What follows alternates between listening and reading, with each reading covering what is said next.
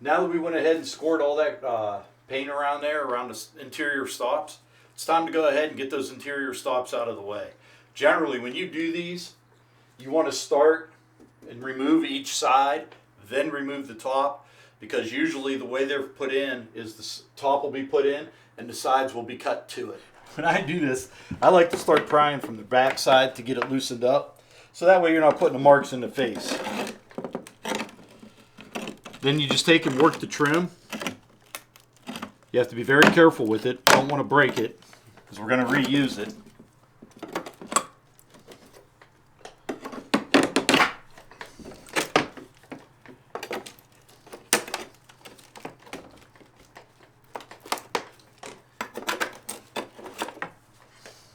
But if you look at this right here, you can see where the trim itself was cut to fit right up against the top piece. That's why you want to take the sides out first.